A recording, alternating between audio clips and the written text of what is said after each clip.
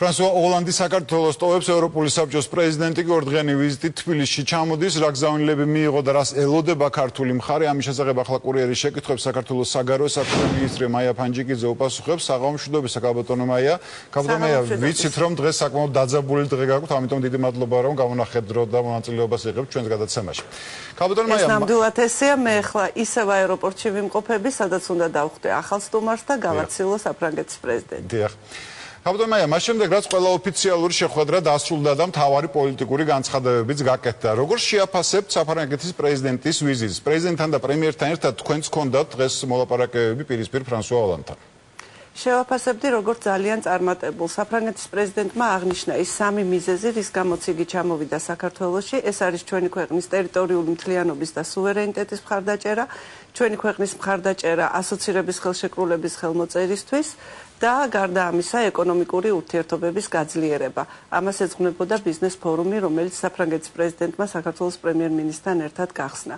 სამივე მიმართულებით ჩვენ გვაქვს ძალიან სერიოზული წინსვლა და სწორედ ეს იყო ამ ვიზიტის პრაქტიკული შედეგი.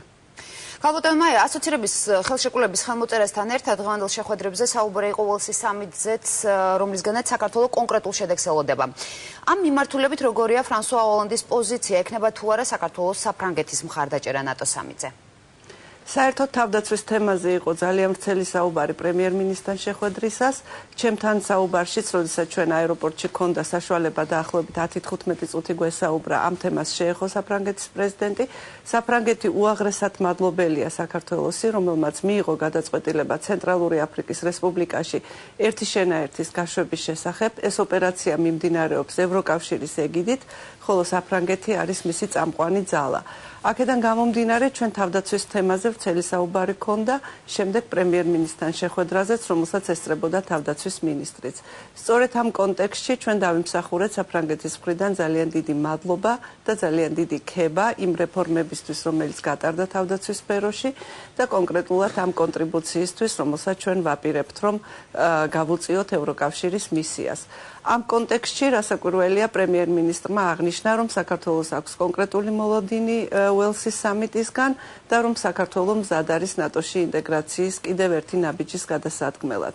კონკრეტული რასაკვირველია არაფერი არ თქმულა, რადგანაც ჩვენ ვიცით, რომ უელსის სამიტამდე გაგრძელდება კონსულტაციები ნატოს წევრ ქვეყნებში იმის თაობაზე, თუ როგორ უნდა აისახოს საქართველოს მიერ მიღწეული პროგრესი ნატოს გადაწყვეტილებებში, ასე რომ კონკრეტულად ამჯერად ვერაფერს ვერ გეტყვით, მაგრამ ყოველ შემთხვევაში ალიანსი და მისი ერთ-ერთი წამყვანი ქვეყანა საფრანგეთი ამაზე ფიქრობენ, თუ როგორ უნდა მოხდეს საქართველოს მხარდაჭერა. კაბატონო მაია, დღეს კიდევ ერთი მაღალი რანგის სტუმარს ელოდებით, ამ წუთებში იმყოფებით აეროპორტში. რა მისიით ჩამოდის საქართველოში ევროპული საბჭოს პრეზიდენტი? იმავე მისიით, რა მიზიდაც ჩვენ გქონდა წელს ძალიან ბევრი მაღალი და უმაღლესი დონის ვიზიტი.